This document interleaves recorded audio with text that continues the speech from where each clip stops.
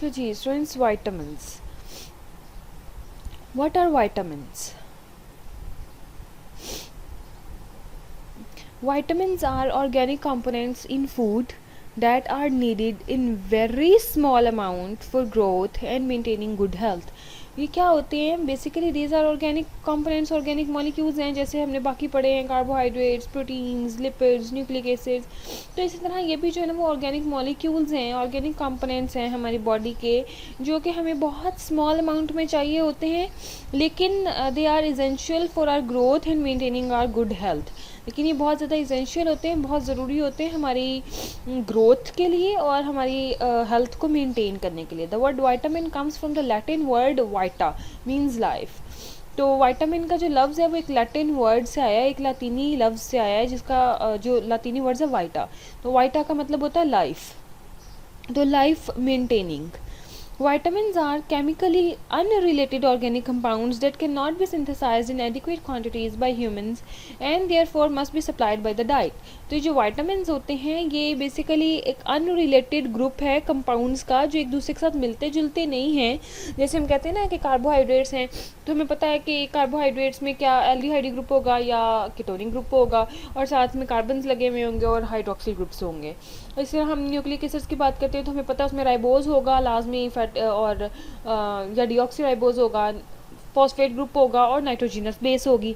लेकिन जो वाइटामिन है ना, ये इस तरह से नहीं है कि इनमें कोई सीरीज बनती हो और ये एक दूसरे से मिलते जुलते हैं, एक दूसरे से रिलेट करते हो। ये बिल्कुल अनरिलेटेड ऑर्गेनिक कंपाउंड्स हैं जो एक दूसरे से मिलते जुलते नहीं हैं, जो कि हमारी लाइफ के लिए इसेंशियल है, हमारी ग्रोथ के लिए, हमारी हेल्थ को मेंटेन करने के लिए इसेंशियल है।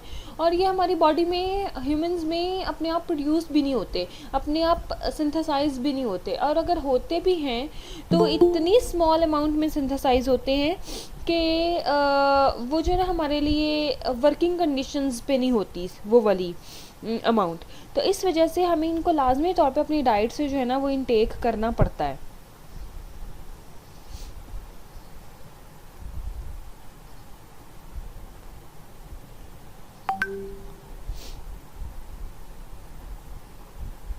नाइन वाइटामिन्स, जिसमें folic acid, cobalamin, ascorbic acid जिसको विटामिन सी भी कहते हैं, pyridoxine, thiamine, niacin, riboflavin, biotin and pantothenic acid are classified as water soluble vitamins. तो काफ़ी सारे विटामिन्स हैं, 9 ऑलमोस्ट विटामिन्स हैं जो कोई वाटर सॉल्युबल विटामिन्स की कैटेगरी में आते हैं। और वो कौन कौन से हैं? That are folic acid, cobalamin, ascorbic acid, pyridoxine, thiamine, niacin, riboflavin, biotin and pantothenic acid. 4 vitamin हैं जो जिनमें है vitamin A, vitamin D, vitamin K and vitamin E. ये जो हैं ये ऐसे विटामिन हैं जो कि फैट सॉल्युबल विटामिन होते हैं, ये वाटर सॉल्युबल नहीं होते। कभी भी आपकी बॉडी में vitamin A, vitamin D, vitamin K and vitamin E ये चारों वाटर में डिज़ोल्व नहीं होंगे, हमेशा फैट में डिज़ोल्व होंगे, फैट सॉल्युबल विटामिन हैं ये।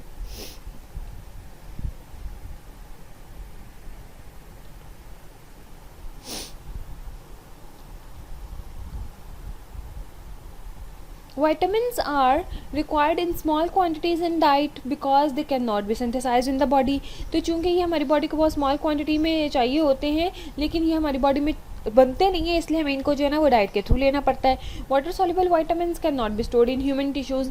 और जो वाटर सॉल्युबल विटामिन्स हैं जैसे विटामिन सी है और पेंटोथेनिक है, और इसके अलावा हमने अभी जितने भी पढ़े कोबालामीन वगैरह, ये सब जो है ना ये हमारी बॉडी में स्टोर नहीं रह सकते, हमारे टिश्यूज़ में स्टोर नहीं रह सकते, बिकॉज वी आर 70% वाटर। हम क्या हैं? हम 70% वाटर हैं। तो जब 70% वाटर हमारी बॉडी में मौजूद है तो how can you think that के ऐसे विटामिन जो कि वाटर सॉल्युबल है वो हमारी बॉडी में रह जाएंगे? वो तो रहेंगे नहीं, वो तो सॉल्युबल है, वो वाटर में डिजॉल्व होके तो हमारी बॉडी से एक्सक्रीट हो जाएंगे। तो their excess can be extracted या एक्सक्रीटेड इन यूरिन। इनकी जो एक्सेस होती है वो यूरिन में निकल जाती है। तो significant amount of fat soluble vitamin can be stored in adipose tissues and liver. तो जो फैट सॉल्युबल विटामिन है वो हमारी बॉडी में स्टोर किए जा सकते हैं। और वो कैसे स्टोर किए जा सकते हैं? क्योंकि हमारी बॉडी में फ़ैट होते हैं, एडिपोज टिश्यू होता है, तो वो जहाँ पे फ़ैट टिश्यूज़ हैं, एडिपोज टिश्यू है, लिवर वगैरह है, तो उसमें फैट सॉल्युबल विटामिन जो है ना वो स्टोर हो जाते हैं। लेकिन वाटर सॉल्युबल विटामिन कभी भी स्टोर नहीं होते। तो यही वजह है कि हमें डॉक्टर्स इस चीज़ पे बहुत ज़्यादा कहते हैं कि विटामिन सी हमें बहुत एक नॉर्मल अमाउंट में, जो ऑप्टिमम क्वांटिटी है उसमें लेना चाहिए। हमें फॉलिक एसिड लेते रहना चाहिए, हमें नायासिन, राइबोफ्लेविन, बायोटिन या पेंटोथेनिक एसिड वगैरह लेते रहने चाहिए। और जब इनकी कमी होती है तो फिर हमें जो है ना वो हमारी हेल्थ भी जो है ना वो डिटीरियोरेट होती है। तो significant amount of fat soluble vitamin can be stored in adipose tissue and liver. Synthetic vitamins are identical to natural vitamins. जो सिंथेटिक वाइटामिन्स होते हैं वो नेचुरल होते हैं और वो आइडेंटिकल होते हैं नेचुरल वाइटामिन्स के, जितने भी सिंथेटिक वाइटामिन्स हैं। Once growth and development are completed, जैसे ही ग्रोथ और डेवलपमेंट कंप्लीट हो जाती है, vitamins remain the essential nutrients for the healthy maintenance of cells, tissues and organs। जब बॉडी फुली ग्रो कर जाती है, जब डेवलपमेंटल प्रोसीजर पूरा बॉडी का कंप्लीट हो जाता है, तो उसके बाद भी हमारी बॉडी को उन सेल्स, टिश्यूज़ और ऑर्गन्स को मेंटेन करने के लिए और उनको हेल्दी कंडीशन पे रखने के लिए उन वाइटामिन की ज़रूरत हमेशा रहती ही है। तो वी कैन नॉट से कि आफ्टर द ग्रोथ और after the development of the body there is no need of vitamins. तो वाइटामिन्स की ज़रूरत जो है ना वो हमेशा रहती है हमारी बॉडी को। Next, functions of vitamins. Vitamins के फंक्शंस क्या होते हैं? नीडेड टू मेंटेन हेल्थ, हमें अभी पहले ही पता लग गया कि किस लिए चाहिए होते हैं, अपनी हेल्थ को मेंटेन करने के लिए चाहिए। To regulate the repair processes of body cells, हमारी बॉडी में जो रिपेयर प्रोसेस हो रहा है वो भी समहाउ जो है ना वाइटामिन्स पे डिपेंड कर रहा होता है। तो रिपेयर प्रोसेस को रेगुलेट करने के लिए भी वाइटामिन चाहिए बॉडी को, to help combat the ageing cells. और इसके अलावा जो एजिंग सेल्स हैं, जहाँ पे एजिंग बहुत ज़्यादा हो रही है हमारी बॉडी के अंदर, उन सेल्स की एजिंग को रोकने के लिए भी, या उसको कॉम्बैट करने के लिए भी, या उसको काउंटर करने के लिए भी हमें क्या चाहिए होते हैं? वाइटामिन चाहिए होते हैं।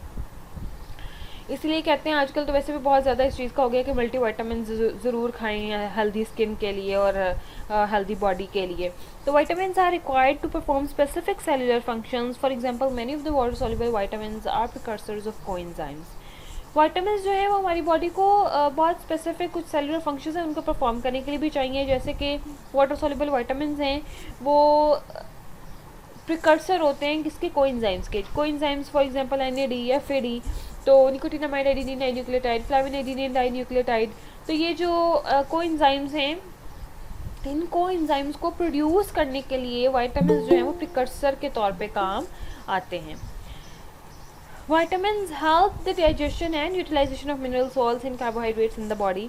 वाइटामिन जो हैं वो हमारी बॉडी में डाइजेशन में हेल्प करते हैं और इसके साथ साथ हमारी बॉडी में मिनरल्स और सॉल्ट्स को यूटिलाइज करने में हेल्प करते हैं, और इसके अलावा कार्बोहाइड्रेट्स को भी हमारी बॉडी के अंदर यूटिलाइज करने में हेल्प करते हैं। Stimulate and give strength to digestive and nervous system, ये हमारी डाइजेस्टिव और नर्वस सिस्टम को स्टिमुलेट भी करते हैं, प्रोवोक करते हैं, और इसके साथ साथ ये हमें स्ट्रेंथ भी प्रोवाइड करते हैं हमारे डाइजेस्टिव सिस्टम को और नर्वस सिस्टम को। They build up resistance against various diseases, और इसके साथ साथ जो है ना वो हमारी बॉडी के अंदर इम्यूनिटी को भी स्ट्रॉन्ग करते हैं, इम्यूनिटी को बेटर करते हैं और बहुत सारी डिजीज़ से हमें बचाते हैं, रेजिस्ट करते हैं। फॉर एग्जांपल विटामिन सी, तो when the pandemic corona started, the doctors said कि आप जो है ना वो लाजमी विटामिन सी का इंटेक अपना बढ़ाएं, क्योंकि जो है ना वो आपकी क़ुव्वत मुदाफ़त को, इम्यूनिटी को बढ़ाता है। तो विटामिन सी हो गया, इसके अलावा और भी बहुत सारे विटामिन हैं जो कि हमारी बॉडी के अंदर, विटामिन ए हो गया, हमारी बॉडी के अंदर जो है ना वो डिजीज़ के ख़िलाफ़ काम करते हैं और हमारी इम्यूनिटी को स्ट्रॉन्ग करते हैं। क्लासिफिकेशन में हमने अभी पढ़ा कि विटामिन जो है ना वो दो तरह के हैं, एक तो है वाटर सॉल्युबल और दूसरे हैं फैट सॉल्युबल। तो यही इनकी क्लासेस हैं। On the basis of classification, vitamin are mainly of two types, fat soluble vitamins and water soluble vitamins। Fat soluble vitamins are the vitamins that dissolve in fat, जो कि fats में dissolve हो जाते हैं, because fat is easily stored in our body. और चूँकि हमें पता है कि फ़ैट हमारी बॉडी में इजीली स्टोर भी हो जाती है, हम जैसे अपनी डाइट को थोड़ा बढ़ाते हैं, हम खाना पीना थोड़ा ज़्यादा शुरू कर देते हैं, तो हमारे अंदर फैट्स जो है वो डिपॉजिट होने शुरू हो जाते हैं। तो fat soluble vitamins can be stored in our fat, this means they can accumulate and be saved for later use. तो इसका ये मतलब हुआ कि उन्हीं फैट के अंदर हमारे विटामिन स्टोर भी हो सकते हैं, fat soluble vitamins, not water soluble. तो फैट सॉल्युबल विटामिन्स हमारी बॉडी के अंदर स्टोर भी हो सकते हैं, एक्यूमुलेट भी हो सकते हैं और हम उनको बवक्त ज़रूरत जो है हम इस्तेमाल भी कर सकते हैं जब कभी हमारी बॉडी को उन वाइटामिन की ज़रूरत होगी। The fat soluble vitamin are A, D, K and E. तो फैट सॉल्युबल वाइटामिन कौन कौन से हैं? They are vitamin A, vitamin D, vitamin K and vitamin E.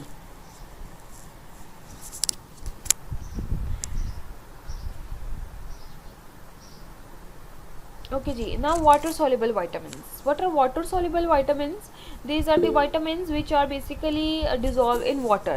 They cannot be stored in our body because we are 70% made up of water, and the things which are dissolved in water can be excreted through our urine.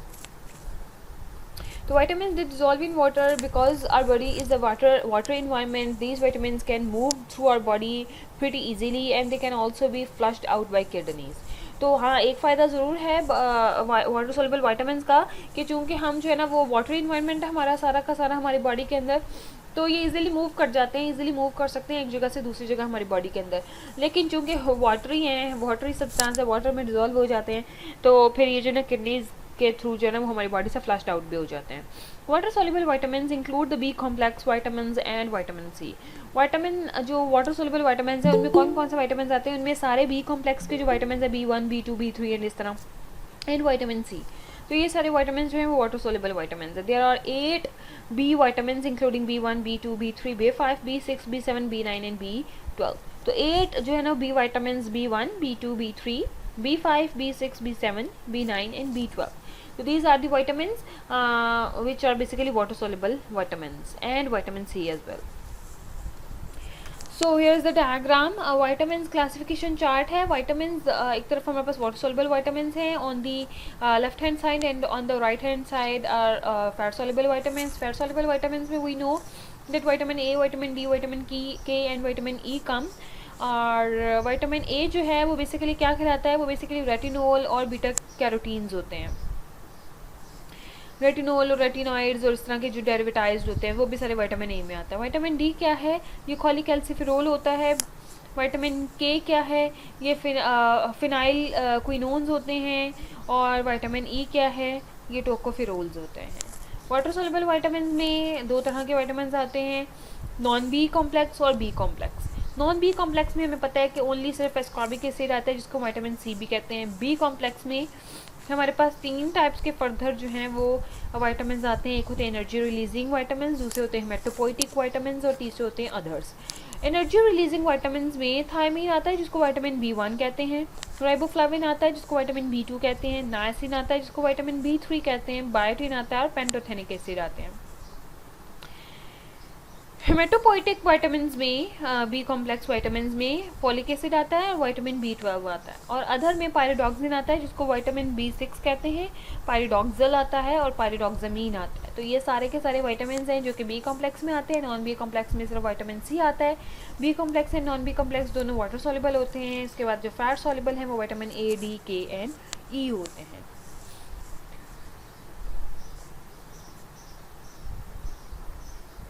अच्छा, what is the criteria for vitamin? Different properties के हिसाब से उनका जो है ना vitamin का criteria होता है। वाटर सॉल्युबल हैं, फैट सॉल्युबल हैं, उनका क्राइटेरिया एब्जॉर्प्शन। तो वाटर सॉल्युबल का क्या है कि डायरेक्टली टू ब्लड, ये डायरेक्टली ब्लड में सॉल्युबल होते हैं, डायरेक्टली ब्लड में चले जाते हैं, एब्जॉर्प्शन इनकी डायरेक्टली हो जाती है। फैट सॉल्युबल हैं तो वो लिम्फ वाया हमारे जो सीएम होता है उसके थ्रू जो है मूव करते हैं। तो चूँकि फैट सॉल्युबल हैं तो फैट्स डिजॉल्व होकर हमारे लिम्फ तक जाती हैं, लिम्फ नोड्स और लिम्फ का जो लिक्विड होता है उसमें वाया सीएम से जो है ये मूव कर जाते हैं। उसके बाद ट्रांसपोर्ट है। ट्रांसपोर्ट में चूँकि वाटर सॉल्युबल है तो वो सर्कुलेट फ्रीली, वो हमारी बॉडी में मूव कर सकते हैं। और जो फैट सॉल्युबल हैं वो रिक्वायर करियर, उनको लाजमी तौर पे कोई ना कोई करियर मॉलिक्यूल चाहिए होता है, क्योंकि हमें पता है पानी के अंदर से फैट जो है वो गुजर नहीं पाएंगे क्योंकि हम वाटरी हैं। उसके बाद स्टोरेज है तो not stored in body. Water soluble vitamin हमारी बॉडी में स्टोर नहीं हो सकते, इसलिए हमें डेली बेसिस पे इनको अपनी डाइट में लेना पड़ता है। फैट सॉल्युबल जो विटामिन है they can be stored in fat और adipose cells and tissues in our bodies. उसके बाद एक्सक्रीशन है तो इन यूरिन ये इजीली एक्सक्रीट कर जाते हैं वाटर सॉल्युबल विटामिन, और जो फैट सॉल्युबल है ये एक्सक्रीटेड स्लोली, ये इजीली जो है ना हमारी बॉडी से बाहर नहीं निकलते हैं। उसके बाद टॉक्सिसिटी है तो वाटर सॉल्युबल विटामिन जो हैं उनकी पॉसिबल टॉक्सिसिटी हो सकती है विद सप्लीमेंट। जब हम उनको सप्लीमेंट्स में लेते हैं और बहुत ज़्यादा अमाउंट में लेते हैं तो उससे जो है ना वो टॉक्सिसिटी हमारी बॉडी में थोड़ी बहुत हो सकती है। और फैट सॉल्युबल की लाइकली विद सप्लीमेंट, तो इसके जो है ना वो काफ़ी हद तक ज़्यादा चांसेस होते हैं कि फैट सॉल्युबल विटामिन से जो है टॉक्सिसिटी हो जाती है। उसके बाद रिक्वायरमेंट्स हैं, इनकी रिक्वायरमेंट्स क्या है कि वाटर सॉल्युबल विटामिन जो है ना वो एवरी 2 to 3 डेज बाद या हमें जो है ना वो लेने चाहिए लाजमी। फैट सॉल्युबल विटामिन जो है ना वो एवरी वीक हमें इनटेक उनका करना चाहिए। अगर आप डेली बेसिस पे भी थोड़ा थोड़ा थ्रू योर डाइट ले रहे हो तो that is the best thing. Here are the chemical structures of these vitamins.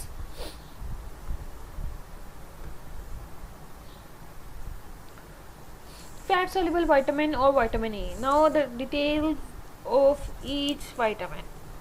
तो फैट सॉल्युबल विटामिन में सबसे पहले आता है विटामिन ए। तो vitamin A is a group of unsaturated nutritional organic compounds. ये क्या है, ये अनसेचुरेटेड होते हैं, यानी कि इनमें डबल बॉन्ड्स होते हैं, अनसेचुरेटेड है, न्यूट्रिशनल ऑर्गेनिक कंपाउंड्स हैं that include retinol, retinol, retinoic acid and several pro-vitamin A carotenoids, among which beta-carotene is the most important. Its active form is present only in animal tissues. इसकी जो active form होती है वो सिर्फ और सिर्फ animal tissues में पाई जाती है। तो विटामिन ए में कौन कौन से विटामिन आते हैं, रेटिनोल आता है, रेटिनल आता है, रेटिनोइक एसिड्स आते हैं, इसके अलावा प्रो विटामिन ए कैरोटीनाइड्स आते हैं और बीटा कैरोटीन्स या कैरोटीनाइड्स आते हैं। डेली रिक्वायरमेंट्स होती हैं इनकी, हमारी बॉडी को डेली और डेली चाहिए होता है, हमें अपने डाइट के थ्रू इसको इंटेक करना चाहिए। जैसे विटामिन ए किसमें सबसे ज़्यादा होता है, स्पिनिच में बहुत अच्छे अमाउंट में होता है और इसके अलावा स्वीट पोटैटो में बहुत ज़्यादा होता है विटामिन ए। स्पिनिच में नहीं होता सॉरी, और इसमें स्वीट पोटैटो में, शकरकंदी में।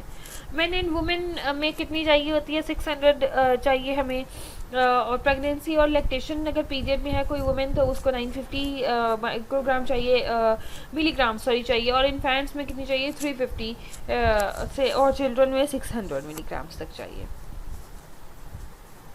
Vitamins of vitamin A. Vitamins of vitamin A क्या है? Vitamin A is often used as a collective term for several related biologically active molecules. Vitamin A जो है ना उसको collectively यूज़ किया जाता है several related biologically active molecules के लिए, जैसे नंबर 1 रेटिनोल और नंबर 2 रेटिनल। तो रेटिनोल क्या है, प्राइमरी अल्कोहल कंटेनिंग। हमें पता है कि जो जिस भी लफ्ज़ के आगे जिस भी नेम के एंड पे ओल आता हो, ओ एल आता हो, तो डैट बिलोंग्स टू अल्कोहल। तो अब ये रेटिनोल क्या है, ये प्राइमरीली एक अल्कोहल है containing a beta adenone ring with an unsaturated side chain. Retinol is found in animal tissues as a retinyl ester with long chain fatty acid. तो इसका केमिकल स्ट्रक्चर है कि इसके अंदर जो है ना बीटा आयोनोन रिंग प्रेजेंट होता है, अनसेचुरेटेड साइड चेन होती है। Retinol is found in animal tissues. ये कहाँ पे पाया जाता है, एनिमल टिश्यूज़ में पाया जाता है as a retinyl ester with long chain fatty acids. तो रेटिनोल जो है ना वो ईस्टर बना लेता है लॉन्ग चेन फैटी एसिड्स के साथ, और इस तरह जो है ना वो रेटिनाइल ईस्टर्स बन जाते हैं। उसके बाद है रेटिनल। रेटिनल क्या है, दिस इज़ द एल्डिहाइड। ये अच्छा ये भी बात याद रखें कि जिस भी लफ्ज़ के एंड पे ए एल आएगा that belongs to the class of aldehydes. तो रेटिनल क्या है, ये एल्डिहाइड होते हैं derived from the oxidation of retinol. जब भी अल्कोहल्स की ऑक्सीडेशन की जाती है तो हमारे पास एल्डिहाइड्स प्रोड्यूस होते हैं। तो रेटिनल जो है ना वो एल्डिहाइड है और रेटिनोल की ऑक्सीडेशन से प्रोड्यूस होता है। उसके बाद है रेटिनोइक एसिड। रेटिनोइक एसिड क्या है, this is the acid derived from the oxidation of retinal. ये एसिड है और हमें पता है जब एल्डिहाइड जो कीटोन्स की ऑक्सीडेशन की जाती है तो उससे हमारे पास कार्बोक्सिलिक एसिड्स बनते हैं। तो रेटिनोल से रेटिनल बना और रेटिनल की ऑक्सीडेशन से रेटिनोइक एसिड बना। उसके बाद आते हैं हमारे पास बीटा कैरोटीन्स। बीटा कैरोटीन्स क्या है, plant foods contain beta carotene. Plant foods में बहुत ज़्यादा बीटा कैरोटीन्स होते हैं which can be oxidatively cleaved in the intestine, जो कि हमारी बॉडी के अंदर ऑक्सीडेटिवली क्लीव्ड हो जाते हैं to yield 2 molecules of retinal, जिससे हमारी बॉडी के अंदर जो है ना वो 2 मॉलिक्यूल्स रेटिनल के बन जाते हैं।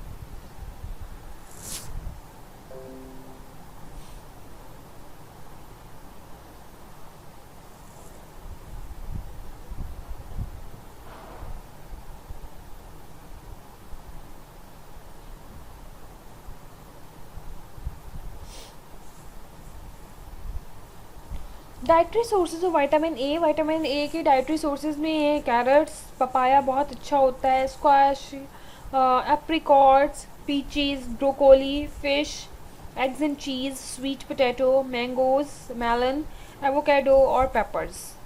तो ये बहुत अच्छे सोर्स होते हैं विटामिन ए के, जिनमें सबसे चीप सोर्स है हमारे पास carrots, sweet potato, apricots, peaches, melon वगैरह, papaya and eggs and cheese. अच्छा जी, next benefits of vitamin A. Vitamin A के बेनिफिट्स क्या हैं? Prevents macular degeneration and night blindness. ये हमारी बॉडी में डिजेनरेशन को रोकती है और इसके साथ साथ नाइट ब्लाइंडनेस को रोकती है। स्ट्रेंथन्स इम्यून सिस्टम, हमारे इम्यून सिस्टम को स्ट्रेंथन करती है। Aids in reducing risk of urinary stones, urinary stones को डेवलप होने के रिस्क को कम करती है। Protect skin against psoriasis, acne and dryness. और इसके साथ साथ ये क्या करती है, हमारी बॉडी हमारी स्किन को बहुत अच्छा जो है ना, वो एक स्किन पे इसका बहुत अच्छा इफेक्ट है कि ये एक्नी से प्रिवेंट करती है, सोरासिस से प्रिवेंट करती है और ड्राइनेस से प्रिवेंट करती है। Prevents cancer and heart diseases के साथ साथ ये कैंसर और हार्ट डिजीजेस को भी प्रिवेंट करती है। इम्प्रूव्स हेल्थ ऑफ बोन्स, हमारी जो बोन्स और टीथ हैं उसकी हेल्थ को इम्प्रूव करती है। And helps to ensure proper muscle growth in children. और इसके साथ साथ ये हमारे जो चिल्ड्रन हैं उनमें मसल ग्रोथ को जो है ना वो प्रॉपर मेंटेन करती है और इंश्योर करती है और हेल्प करती है कि प्रॉपर जो चिल्ड्रन है उनमें मसल ग्रोथ हो रही है या नहीं हो रही, और उसको करवाती है वहाँ पे growth.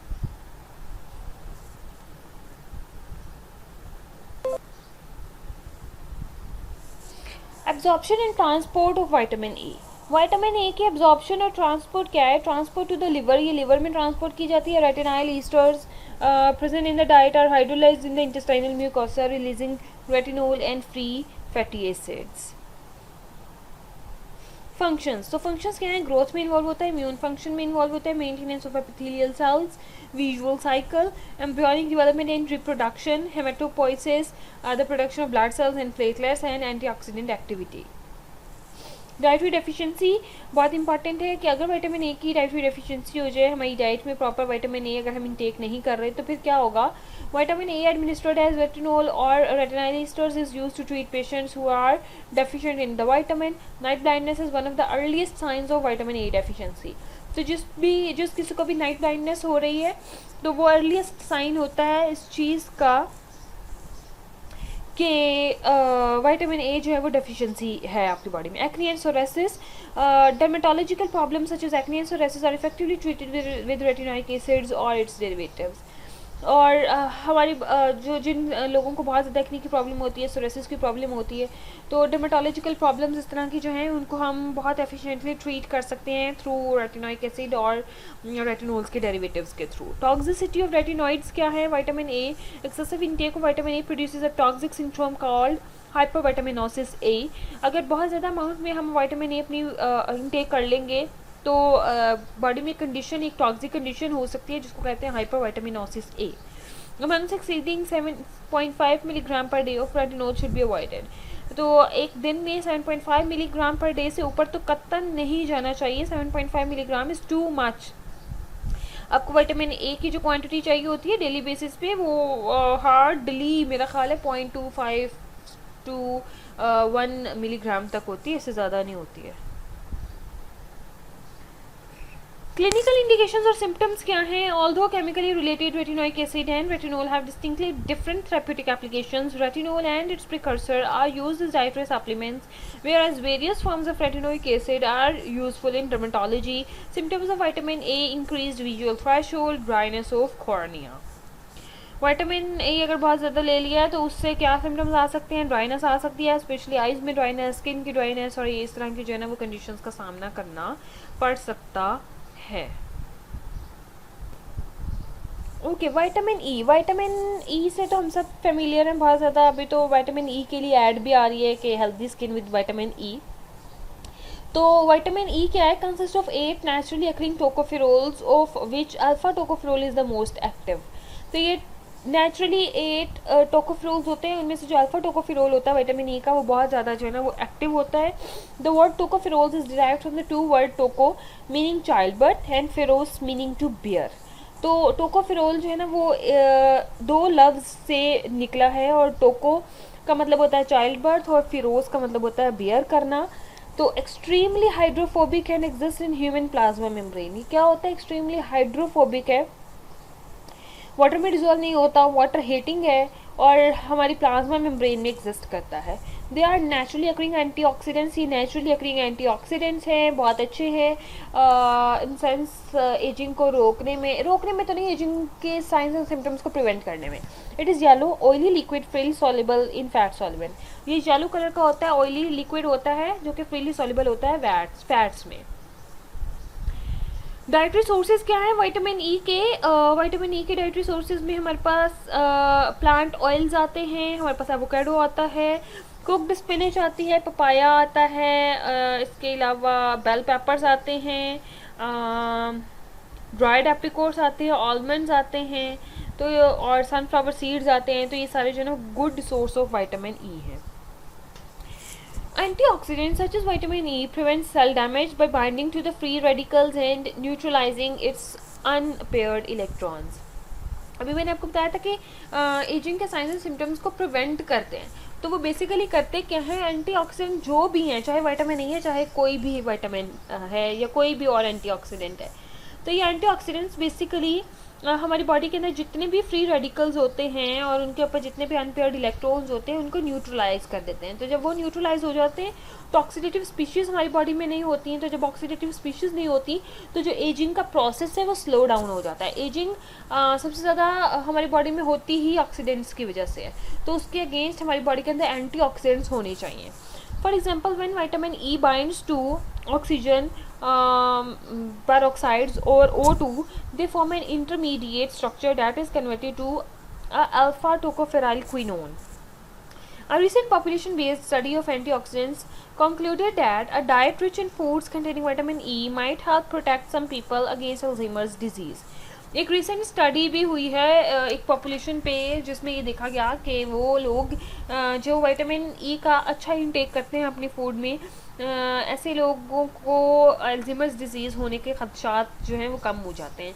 Vitamin E in the form of supplements was not associated with the reduction in the risk of AD.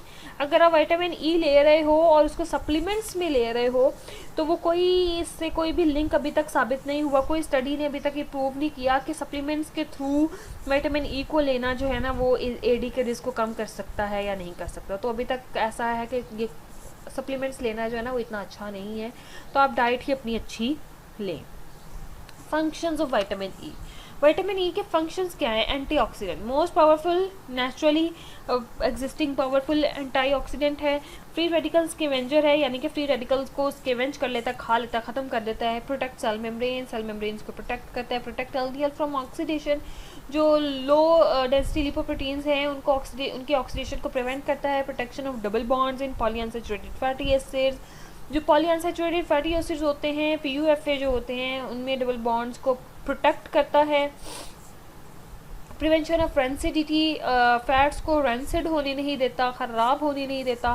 Vitamin E also plays in a role in neurological functions and inhibition of platelet aggregation. Vitamin E जो है वो neurological functions में important role play करता है और इसके साथ साथ ही हमारी बॉडी में प्लेटलेट एग्रीगेशन जो है ना वो उसको नहीं होने देता। तो प्लेटलेट एग्रीगेशन जब होती है हमारी बॉडी में वो एग्लूटिनेट कर जाते हैं, एक दूसरे से जुड़ जाते हैं, तो वो हमारी ब्लड में एक अच्छी सिम्टम नहीं होती है। Distribution and requirements of vitamin E.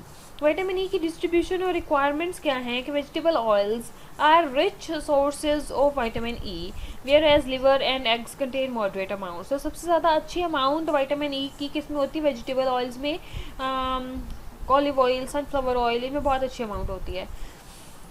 RDA for alpha tocopherol is 15 milligram for adult. तो जो एक नॉर्मल डेली रिक्वायरमेंट है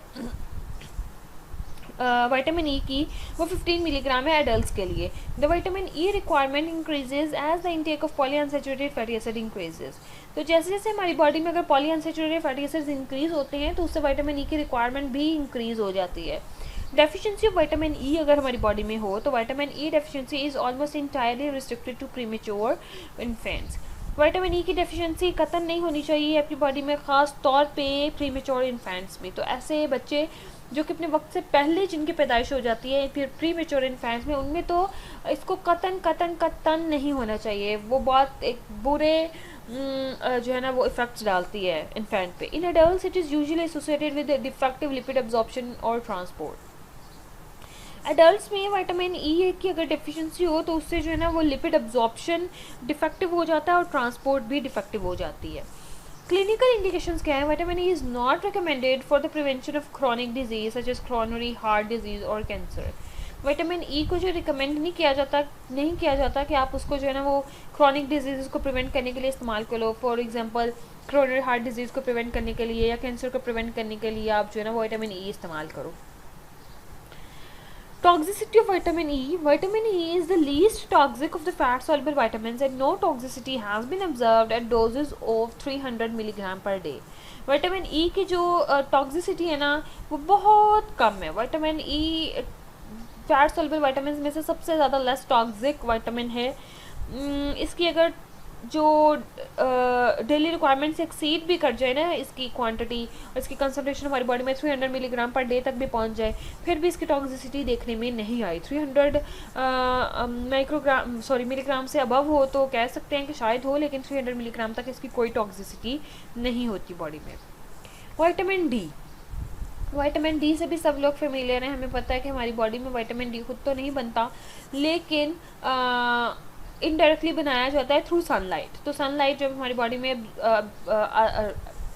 बम्बार्ड होती है, एब्जॉर्ब होती है, तो उससे जो है वो हमारी बॉडी में कोलेस्ट्रॉल का एक प्रिकर्सर होता है, उससे विटामिन डी बनता है। तो vitamin D refers to a group of fat soluble secosteroids, a type of steroid with the broken ring. इनका जो रिंग है वो ब्रोकन हुआ होता है। Found in liver and fish oils.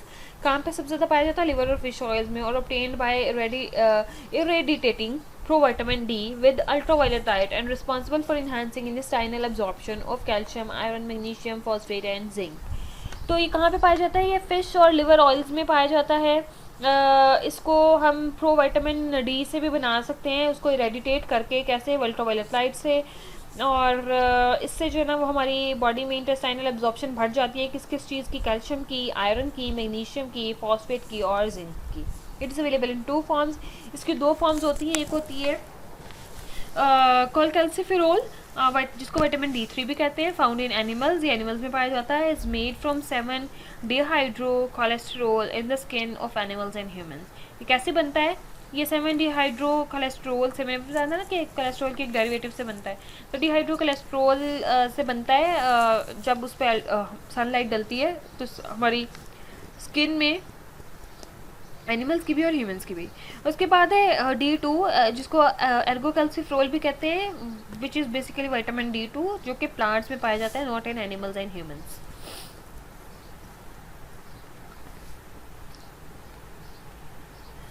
Calciferol D2 is obtained artificially by irradiating of ergosterol and is called ergocalciferol। Daily requirement इसकी man and women में कितनी है? 200। प्रेगनेंसी एंड लैक्टेशन के दौरान 400 चाहिए होती है IU यूनिट्स, और इन्फेंट्स एंड चिल्ड्रन में 400 IU चाहिए होती है। Dietary sources of vitamin D क्या है? विटामिन डी हमें कहाँ से मिल सकता है? हमें चीज़ से, मार्जरीन से, बटर से, फोर्टिफाइड मिल्क से, हेल्दी सीरियल से और फैटी फिश से हमें विटामिन डी मिलता है। Whether it is made in the skin or ingested, cholecalciferol is hydroxylated in the liver। चाहे आप हमारी बॉडी के अंदर वो स्किन के थ्रू बन रहा है, चाहे वो हम उसको खा रहे हैं यानी कि ले रहे हैं डाइट के थ्रू, जिस भी सोर्स से हमारे पास आ रहा है वो हमेशा क्या हो जाता है? हाइड्रोक्सीलेटेड हो जाता है लिवर में जाके वो टूट जाता है। This reaction is catalysed by the microsomal enzyme vitamin D5। तो stimulating reabsorption of bone when necessary, ये स्टिमुलेट करता है रिजॉर्प्शन ऑफ बोन को। सेल डिफरेंशिएशन में इन्वॉल्व होता है, इम्यूनिटी में इन्वॉल्व होता है, और इसके साथ साथ कैल्शियम बैलेंस में, ब्लड प्रेशर रेगुलेशन में और development of bones and teeth में। Vitamin D deficiency and toxicity क्या है? Signs of deficiency: muscle weakness, malformation of bone, osteomalacia जिसमें वीकनिंग ऑफ बोन्स हो जाती है, ऑस्टियोपोरोसिस जिसमें बोन्स थिन हो जाती हैं, रिकेट्स जिसमें बोन्स डिफॉर्म हो जाती हैं, इंसोमिया जिसमें लैक ऑफ स्लीप हो जाती है, कॉग्निटिव इम्पेयरमेंट, आपके ब्रेन के जो कॉग्निटिव जो प्रॉपर्टीज़ होती हैं वो इम्पेयर हो जाती है, मायोपिया, नियर साइटेडनेस, कि आपको सिर्फ जो है ना वो करीब की चीज़ें नज़र आती हैं, दूर की चीज़ें नज़र नहीं आती हैं। विटामिन डी की डेफिशिएंसी से ये सब कुछ हो जाता है। उसके बाद है causes of deficiency, metabolic abnormalities with absorption और metabolism of vitamin D, sedentary indoor lifestyles. इसमें टॉक्सिक डेफिशिएंसी में कॉजेज क्या क्या हो सकते हैं कि सीडेंट्री इंडोर लाइफस्टाइल है, आपका बहुत ही आलसी और इंडोर लाइफस्टाइल है, आप बाहर नहीं निकलते हो और हमेशा बस बैठे रहते हो, और से आलसी मतलब कि बहुत एक आपका एक्टिव लाइफस्टाइल नहीं है। Regular use of sun block, और अगर आप जो है ना रेगुलरली सन ब्लॉक का यूज़ करते हो तो फिर जाहिर सी बात है कि रेज आपकी स्किन के अंदर एब्जॉर्ब नहीं होंगी, जब स्किन में एब्जॉर्ब नहीं होंगी तो विटामिन डी प्रोड्यूस नहीं होगा। लो स्टमक एसिड, अच्छा इस पर ना थोड़ा सा वो भी है, थोड़े से कंसर्न्स हैं regular use of sun block पे, करना चाहिए नहीं करना चाहिए। तो हम इस पर ना एक फ़ाइनल कुछ कह नहीं सकते हैं। Low stomach acid, vitamin D is a fat soluble nutrient which means that liver और गॉल ब्लैडर डिसफंक्शन में कंट्रीब्यूट टू इट्स डेफिशिएंसी। चूँकि ये फैट सॉल्युबल है और लिवर में स्टोर होता है, तो लिवर और गॉल ब्लैडर का डिसफंक्शन अगर हो तो वो भी जो है ना विटामिन डी की डेफिशिएंसी कॉज कर सकता है। टॉक्सिसिटीज़ क्या हो सकती है, high doses of vitamin D is toxic, जिसमें आपका जो है ना वो ऑलमोस्ट 100,000 IU यूनिट्स अगर आप ले रहे हो फॉर वीक्स और मंथ्स, तो उससे जो है ना वो टॉक्सिसिटी हो जाती है बॉडी में।